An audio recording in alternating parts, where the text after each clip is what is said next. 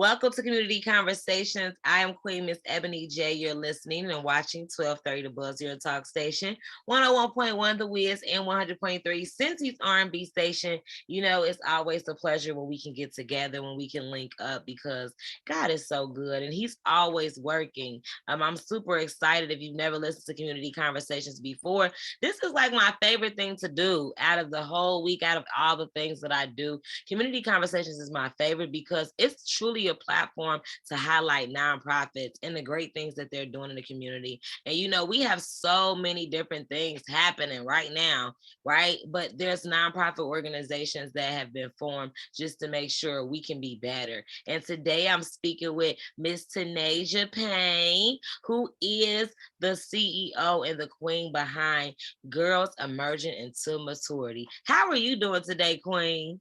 I'm doing great. I'm doing great. Thank you for having me on today. I'm excited to be here. No problem, Queen. Now, did I say your name right? It's TiaNisha. It's okay. You call me Tia. Okay. Yeah, I think I messed it up last time and I overthought it this time. So it's TiaNisha. We got the queen in the building to talk to us about Girls Emerging into Maturity. So just start off by telling us like what the organization is and what made you start it. Okay. So Girls Emerging into Maturity is a nonprofit organization that works for girls 10 to 18 years old in Ohio. I used to say Dayton specifically, but we can no longer say Dayton because we're in Cincinnati now, starting this weekend. So pretty much what we do, we work with young girls who need a safe space. Typically, our girls are African American.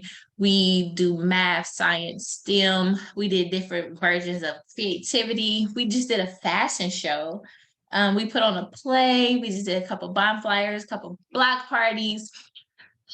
Girls Emerging into Maturity is one of those organizations that is for every girl. We do a lot. Our mission is really to bring in resources to the underprivileged youth and give them an opportunity to see where they want to be in the future overall. I think that's dope. You know, some of us, we don't see us a lot, so we don't know what that future looks like. Talk to us about how Girls Emerging into Maturity gives us that vision. How do you help the girls see themselves and how do you help the girls actually emerge into maturity? So being that our program starts at the 5th grade, they have the opportunity to stay with us until they graduate from high school. And then after high school, we partner with the Brick Foundry that is really focused on the career girls, so college girls, early 20s, early 30s. And so we create that pipeline that if they have any interest in any career or they don't know where to start, coming to Girls Emerging into Maturity is the perfect opportunity to start somewhere. We have different career aspirations. We have mentors that come in from any walks of life. If you want to get inside of psychology, if you want to be an entrepreneur in the mindset of, oh, I want to do hair and nails, or I want to be the plug on hair. Like, I don't want to just work in the salon. I want to manufacture. I want to be the biggest distributor of hair.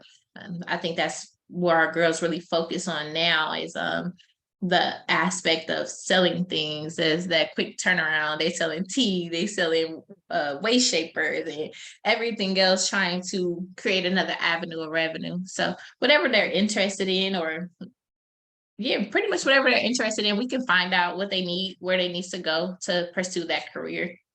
So how do girls get involved? So being that we've been around for about 7 years at this point, it's been word of mouth. Instagram, girls have been in the organization. We've already graduated girls from high school. It's like plug and play at this point. At first, when we first started off, it was advertising, passing out flyers. We just passed out flyers in Cincinnati. Columbus Public Schools had like their different things they were doing this summer for those individual schools. And so we were just popping up, passing out flyers. There's nothing like good footwork and getting your face out there. So they can find us also from our website, Instagram, Facebook at Girls Emerging into Maturity. That's the best way to register if you're curious. Now, I feel like it's been about a year since we've talked last, maybe even 2. It's been a minute, Queen. I would say 2. Because the last time, I'm gonna say 2.5. The last time I spoke with you, I was on my break at Chase. I was working for Chase. I walked away from, I would call the Matrix 2 years ago. And I just been doing a nonprofit, We opened a group home. So it's just been, we've been on go for the last 2 years. What would you say has changed? Freedom. The freedom to do what I want. Also the freedom to mess up. Because if you don't have a schedule, you're not looking at what you're doing the next week or getting your stuff lined up. There's no 9 to 5. There's no overseer or boss to tell you what to do. So if you don't have your self-discipline together, it's over. Yeah. I would say my self-discipline went into like overdrive. What are some things that you do to kind of keep you organized in the business? Hire somebody. Get you an assistant. Get you some interns to help you. I would say wake up earlier, starting like you said, 5 a.m. Start off with your meditation, start off with your tea, start off with your prayer to set your intentions for the day. That's a great way to do it. Isolation. I've found myself a lot of times by myself, getting into my craft. Yeah. So this gave me a lot of time to read more, to study more, in the aspect of being a business owner, but also in learning more about psychology and social work, because that's the field that I'm in. What would you say are some things that you really want to see differently when it comes to our community? Ooh, I want to see our kids be the leaders. So a lot of the time, us as grown-ups, I'm gonna put myself in a grown-up category because I'm mid-30s now. I say that proud. I say that proudly because I know a lot of people who didn't make it to 30. Yeah. They didn't. So I would say placing our kids, I'm not gonna say kids, our young adults in positions to be the leaders. So when we pass the torch, there's not so much gap in information or lost information because the adult wanted to be in that power position forever. Yeah. Oh yeah. We see a lot of that, right? They don't want to pass the torch down. They feel intimidated and different things like that. But as if we was working side by side during this whole time, it would have been an easier transition for you to just hand it over. So I think those are things that we definitely got to consider. Mm-hmm. Yep. I will also say, as far as our young girls, I want to change the narrative. I want to see the narrative change in their music, in their perspectives about perceptions about themselves, the notions and how they speak to one another. I want to see a lot more camaraderie with our kids, not just girls, but our kids in general, our young adults in general. It's kind of pretty hard now, though. We're in a tough spot, we already had it hard when Nikki was out, but it's like you went from Nikki with Little Kim or Little Kim to Trina to Nikki to Gorilla to Lotto to it's getting there to where the confidence is coming, right? So we're confident now to say pretty much whatever we want to say, but now the queen and the woman of us is like kind of being lost in it too. There's a way to still emerge into this beautiful woman that you want to be without losing the substance. And I think that those are some things that your organization caters to. Let's talk about some of those things. Yeah, so sexuality is always going to be a topic, whether we want to be completely virtuous or be a little more risky. The narrative more of our young ladies finding who they are before they're trying to pick out their gender that was different, or their sexual preference. We did this Kahoot, basically. A Kahoot, if you don't know, is you put on a series of questions. You can use it as an icebreaker where people can kind of tune into it and answer the different prompts that we have on the board. And a lot of our questions, they centered around sex. And I just wanted a little bit more to that when it came to our girls. Like, a lot of y'all just getting your periods, or a lot of our young ladies are losing their virginities or participating in some sort of sexual whatever, because a lot of young kids do it. To be honest, there's a lot more kids that are doing it and not being vocal about it because it's not penetration. It's different lanes that they're using and say, oh, well, I'm not really having sex. So when I speak to my girls, I want to let them know, like, it's a little bit more than just sex out here. Coming up with hobbies, coming up with things that they're interested in about themselves. What are your careers? What are your other things that you would like to talk about instead of just the small, more mundane things? Allowing them to figure out, hey, if I am open about this topic, is my family going to shut me out? Or there's a lot of things that we try to work with our young girls about that's just more than their physical body. This is Community Conversations on 1230 The Buzz, your talk station, 101.1 The Wiz and 100.3 Cincy's R&B station. I am Queen Miss Ebony J, here talking with Miss TiaNisha, Miss Payne, who is the CEO and founder of Girls Emerging into Maturity. This business has been around for a long time now, and their biggest goal is just to make sure our babies know their power, know whose they are, and not afraid to be their authentic selves. And she does this through trainings, through workshops, and giving them some support. Do you do mentorship too? We do. We're a part of the Mentor Collaborative, where we have mentors that are either one-on-ones or in a small group of 3 with our young ladies, and they have the opportunity to work with them for 6 months or for a year.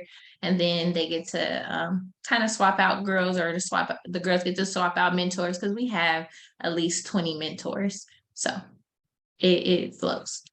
How can you be a mentor, or how can you sign your kid up so that way they can receive the services or join the program? So they will visit our website at girlsemergingintomaturity.org. From there, they will hit request more information, and then it'll pop up like, hey, do you want to be a mentor? Or would you like more information about the program? Or would you like to register your girl?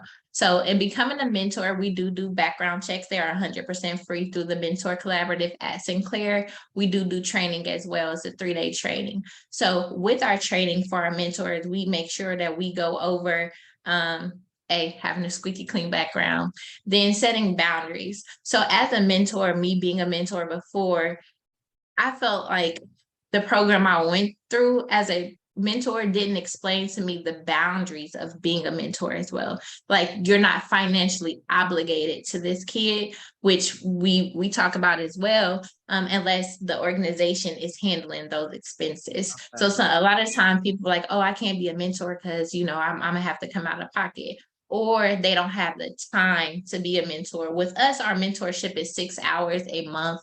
They did a research that 3 hours a month will change a kid's life. So we figured that we double it. We had to double it to see if we could make an extra impact for that 6 hours a month as a mentor. And then it doesn't infringe on your day or your time with your family, because 6 hours out of a month, it's not a lot, but it really helps. Yeah, it's not a heartbreaker. But so is it all back and forth, like, all done in one day? Or is it like, I can do 2 hours today, come back and another 2 weeks, do my other 2 hours? Like, yes. So I would say fill out your youth. It may be a youth that's into sports and like, hey, we got games, or I have got cheerleading practice on Thursdays, and they have a full schedule. So they can only meet with their mentor one time a week or every other weekend. What also counts as mentorship is communication. So our girls are into social media. If you are social media friends, you guys exchange a couple memes, respectful memes, nothing out of the ordinary. Videos, liking posts, those kind of positive interactions also counts within that 6 hour time frame, because kids, unfortunately, really pay attention to social media heavily. So, oh yeah, my mentor liked my post. They were on my story laughing and hearting it. That's building a relationship to them. So meeting them where they're at and using your hours for what's beneficial for you all. Hey, it works. I'm gonna tell you, when I worked at the media school, those little perks like that, they will make sure that they come. They don't want to miss it. They want to make sure they get that extra stuff. So make sure, again, if you're listening, you may have a young girl who, I forgot to ask you that. What age group do you serve? 10 to 18, 10 years old to 18. So starting in the 5th grade, usually all the way up to your 12th grade year. So if you have someone that you know that would be a great fit for this program, please, please do not hesitate to join. Now, I know you just did a Cincinnati location here. What can we expect? Because this is a Dayton organization. What can we expect with you having it here now in Cincinnati? And what's going to be that first thing we can come to?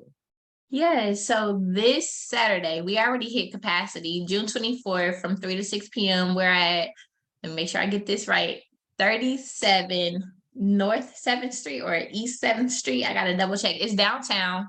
It's in the heart of downtown where they're doing a lot of the revamping areas. So it is downtown this Saturday, and then we're going to do a monthly. So in August, I believe it's the third Saturday of August, the third Saturday of September. I don't know the exact dates, but it's always the third Saturday. And we're going to make sure that we make this exclusive to Cincinnati. Yes, we do originate out of Dayton, Ohio, but the information we provide is always structured to that city. Okay, so Cincinnati chapter gets some exclusiveness. We appreciate you so much and all the great things that you're doing for the girls. Like, it takes a lot, and you did this thing during COVID, so Yeah. COVID, I felt like we had the most fun, the most busyness, because the kids had nowhere to go. We offered programs where we provided them all laptops. A lot of our girls didn't have laptops nor access to the internet. So we had set up a station at one of our smaller campuses where we had our girls in with the PPE, whatever protective stuff, masks. No one caught COVID. We never stopped the entire time. We kept everybody 6 feet distance, but I couldn't stop the kids from coming. They're like, Miss Tia, I don't have nothing to do, Miss Tia, we don't have nowhere to go. And then they were stressed. They were experiencing a traumatic experience with COVID and not being able to socialize. And so they were really, going through they it. were out of their element. They were out of their element and they were tired of Zoom. They were tired of virtual stuff. I mean, tired. I couldn't pay them to get on the internet to talk to me. They're like, nah, I want to come in person. But now all they want to do is FaceTime. Oh, I can't make it. Sometimes they want to, oh, can you put it on live? Or can you post it on Zoom if I'm not going to be in the city? And it's funny how that transition went from not having that option, no virtual, to it being a possibility when the girls are not located in Dayton anymore, or they moved to like Detroit. We had some girls to move to Detroit, but they still wanted to be a part of it. So having the avenue of being virtual was helpful too. Yes, we're gonna keep that then. I hope. Yeah. Some aspects still gotta stay. We don't gotta do the whole program virtual. Maybe 1 or 2 days out the month we can get a virtual part of it. Yeah, but in person is always way better. Yeah, we get to have more fun. So if I want to RSVP, I can't because GEIM is already full for Saturday. Yeah, it's full, but you can pop in and say hey. But far as girls, we are at capacity. We maxed out at 25. We hit capacity a week ago.